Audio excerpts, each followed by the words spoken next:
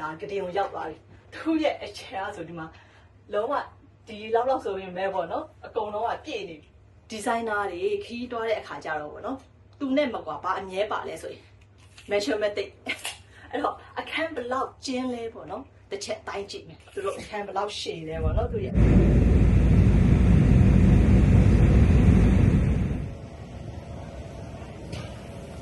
ိုဟန်နွိုင်းရဲ့ airport ကိုရောက်ပါပြီအမေတညင်ချင်းကကြောက်တော့မနေ့ပြန်မှရောက်မှာဆိုတော့ဒီနေ့ဒီ airport မှာပေါ့နော်ဗမာအိတ်ရမလဲမသိဘူးပေါ့နော်airport အတွက်နေရာလေးလိုက်ရှာလိုက်အောင်မယ်ဗမာအိတ်လို့ရမလဲဆိုတော့ဒီနောက်မှာတော့ထိုင်ခေါ်လို့တရားတော့အများကြီးပဲဒါပေမဲ့ကအရင်တက်တာတော့မရှိဘူးဒီညဒီမှာအိတ်ပေါ့တော့သူတို့ဒီအပေါ်ထက်မှာဟိုရှိရပါလဲ sleeping pod ရှိရ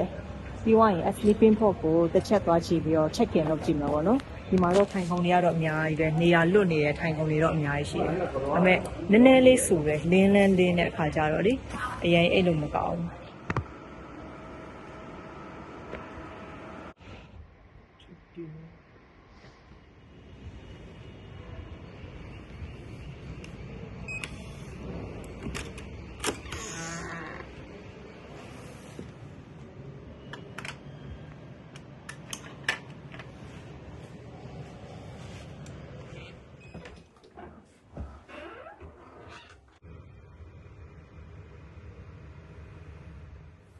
ဟယ်လိုအခု Hanoi Airport ရဲ့က sleeping pod ကိုရောက်ပါပြီအခုတွေ့ရတဲ့အတိုင်းပဲပေါ့နော်ဒီမှာဘာလို့တကယ်ရှိတော့မနေ့ဖြန်မှာရောက်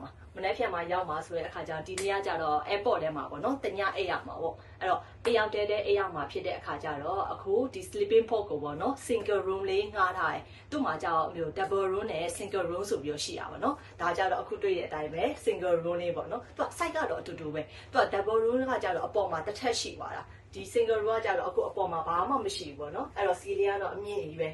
အဲ့တော့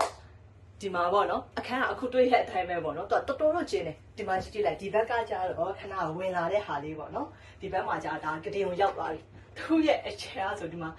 လုံးဝဒီလောက်ဆိုရင်ပဲပေါ့နော်အကုန်လုံးကပြည့်နေဘာမှမရှိတော့ဘူးနော်ဒါမှကို့အရဲနဲ့ဆိုရင်တော့သူကဒီလောက်ရှိနေပြီအဲ့တော့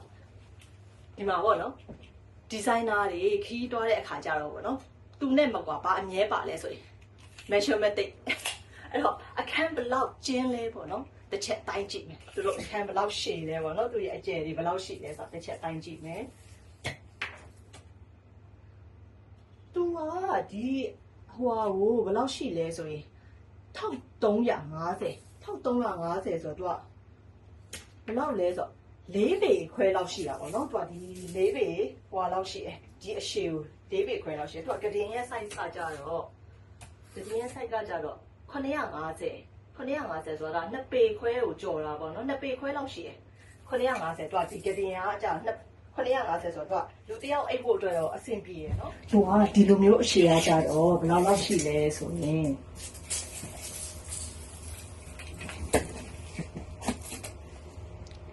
2200ဆို9ပေကျော်လောက်ရှိရပါတော့ဒီလိုမျိုးအရှည်ကကြတော့9ပေကျော်လောက်ရှိအခွာကြဒါကတင်ပေါ်မှာပေါ့နော်မတက်ရက်ညာအဲ့တော့သူ့ရဲ့စီလေးအမြင်ကတော့မြင့်တယ်လို့တော့ပြောလို့ရတယ်ဒီအောက်ကနေဆိုတော့နော်သူကနှစ်ထပ်ပုံစံမျိုးတွားလို့ရတာဆိုတော့လေသူကအမြင့်ကိုတော့တော်တော်လေးမြင့်တာအခုဆိုတာဆိုစီနီယာမှမထိသေးဘူးပေါ့နော်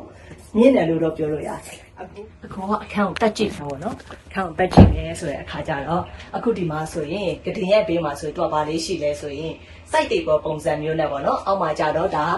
လေအေးပေးဆက်ပေါ့နော်သူကလေအေးပေးဆက်လေးထားတယ်အဲ့တော့ဒီဘက်မှာ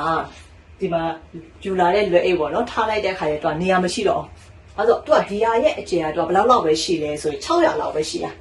တွားဖို့အတွက်ပေါ့နော်လမ်းလျှောက်ဖို့အတွက်600လောက်ပဲရှိရယ်ပြီးသွားရင်ဒီဘက်ဘေးကကျတော့ကတင်ရှိတယ်950ပေါ့နော်သူက950ဒါကြောင့်သူက site တွေပေါ်အနေနဲ့အသုံးပြုလို့ရတယ်ဒီမှာဆိုရင်လည်းသူကဘာလေးရှိလဲဆိုခလုတ်လေးပေါ့နော်ဒီမှာကျတော့သူကအောက်သွင်းဖို့ရယ်ဒီခလုတ်ကကျတော့သူကဒီအပိတ်အဖွင့်တယ်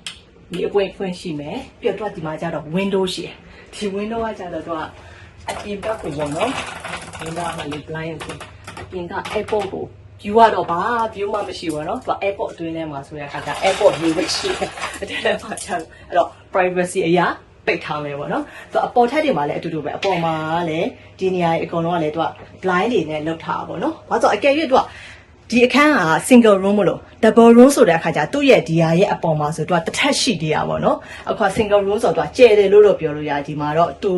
တယောက်တည်းဖြစ်တဲ့အခါကျတော်တော်လေးရှည်သွားပါတော့ရှည်ရောအသက်ရှူရတာခြောင်တယ်ဒီမှာပေါ့နော်သူကတော့ဒါကကြတော့သူပေးရပါတော့ဒါကြတော့ free ဒါ free ရေဘူးကလည်း free ပေါ့နော်တို့လို့ဒီမှာဆိုရင်ဟိုဟာလေးပါတယ်သွားတိုက်တန်လို့ဘာလို့ညာလို့ပေါ့နော်ဒါလေးက free ဒီဘက်တစ်ချမ်းက free ဒါပေမဲ့ယူသွားလို့တော့မရဘူးပေါ့နော်ဒီဘက်ကကြတော့သူပတ်စံပေးရတယ်ဒီမှာကြသူပတ်စံတွေအကုန်လုံးကတ်ထားပါတော့ဈေးဘလောက်လဲဆိုတော့သူအကုန်လုံးကတ်ထားဒီမှာဆိုလဲသူဈေးတွေရေးထားတာပေါ့နော်ဈေးဘလောက်လဲဒါတွေကိုစားမယ်ဆိုရင်တော့သူပတ်စံပေးရတယ်ဒီဘက်ကကြတော့အကုန်လုံး free ဒီမှာကြတော့သူက wifi ပေါ့နော် free wifi ပေးထားတယ်ပြီးတော့ခါကျတော့ဒီမှာဆိုရင်တန်ကနောက်တစ်လုံးထည့်ထားပေးတယ်ကြည့်ရတာနေရဒီလောက်ဆိုရင်တော့သူကဟိုဟာသုံးလို့ရမယ်ဘာလို့အခုကတော့အေးရယ်ကိုရောက်တဲ့အချိန်ကကြတော့ပြီးွားခါကျအခုဒီမှာကြတော့တကားကိုရောက်သွားပြီပေါ့နော်သူကတကားကိုအပြင်မထွက်ခင်ကြတော့သူကဒီမှာမှတ်သေးလေးထားပေးထားပါတော့အဲ့တော့ကိုပေါ့ကိုကြည့်ပြီးွားမှအပြင်ကိုထွက်လို့ရအောင်နော်ဒီမှာဆိုရင်တော့သူကတကားရဲ့ဝင်လာချင်းမှာဆိုရင်တော့ဘေးနားမှာကက်လေးပေါ့နော်ခဏကဒီ hotel room လေးလိုမျိုးပဲသူကကိုရဲ့ကက်လေးနဲ့ထည့်ပြီးတော့ကပ်ကိုပဲယူသွားရုံပဲပေါ့နော်ဒါကြတော့မီးခလုတ်တယ်ဆိုရင်မှောင်သွားပြီအဲ့တော့ဒါကြတော့မီးခလုတ်တွေဒီဘက်မှာထားတာသူ့မှာကြောင့်မီးက3မျိုးရှိရပါတော့ဒီဟိုပါ down light ရှိတယ်ပြီးတော့ cold light ရှိတယ်ပြီးတော့ခါကျအခုဒီဘက်ဘေးမှာရှိရပါတော့ side table လေးရှိတယ်အဲ့တော့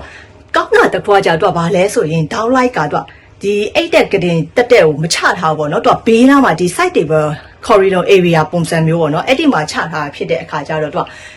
မီးဟိုမျက်လုံးမစူးအဲ့တော့ကတင်ပေါ်မှာလှဲနေလိုက်တော့မျက်လုံးလုံးဝမစူးပေါ့နော်အလားကောင်းတယ်ပြီးတော့ဟိုဘက်ဘေးမှာကျတော့ cold flight လေးပဲထားတဲ့အခါကျအကယ်၍ကမှောင်နာကိုကြောက်တယ်ဆိုတဲ့အခါကျအဲ့ဒီ cold flight လေးကိုဖွင့်ပြီးတော့ပေါ့နော်အိတ်လို့ရတယ်ပြီးွားခါကျတော့သူကဒီဘက်မှာကျတော့ TV လေးပေါ့နော် TV စင်လေးရှိမယ်ဒါကြတော့ TV ပေါ့နော်သူကဒီလေအားကျတော့သူ flip out ပုံစံမျိုးနဲ့လုပ်ထားတာ flip out ပုံစံမျိုးနဲ့အထက်မှာဆက်လေးပေါ့နော်သူကထည့်ထားတယ်အဲ့တော့အခုဒါကိုကြည့်ရတော့သူကဒီဥစ္စာကြတော့သူက lemonade ပေါ့နော်ဒါကြတော့ lemonade အသားကိုအသုံးပြုထားပါတော့ lemonade နဲ့သူလောက်ထားတာဒီကတင်ဆိုလည်းအတူတူပဲ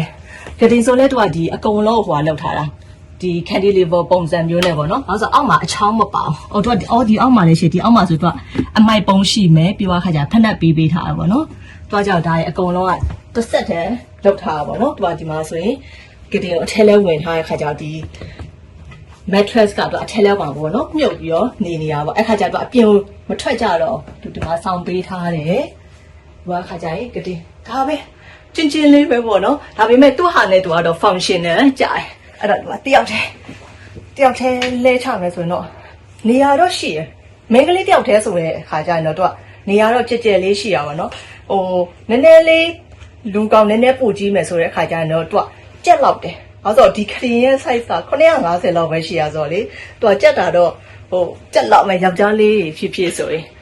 ဒါပေမဲ့မိန်းကလေးတယောက်တည်းဆိုရင်တော့ single room ကတော့အဆင်ပြေရပေါ့နော်သူကကျယ်တယ်အမြင့်ကကျယ်တယ်ပြီးတော့ခါကျသူကအများကြီးတော့ဘာမှမရှိဘူးပေါ့နော်ဒါပေမဲ့ဈေးကတော့နည်းနည်းလေးကြီးသူက airport ထဲမှာရှိရခါကျဈေးကနည်းနည်းလေးကြီးရပါတော့ဒါပေမဲ့ overall အရာဆိုရင်တော့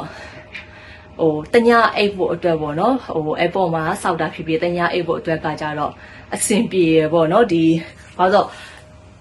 အပြင်မှာရှိရထိုင်ခုံမှာအိတ်တာထည့်ဆိုင်ပေါ့နော်ဒီမှာကြတော့ပို့ပြီးတော့အဆင်ပြေအိတ်လို့ရတယ် okay အဲဆိုရင်အိတ်ပါတော့မယ်နော် good night ပါ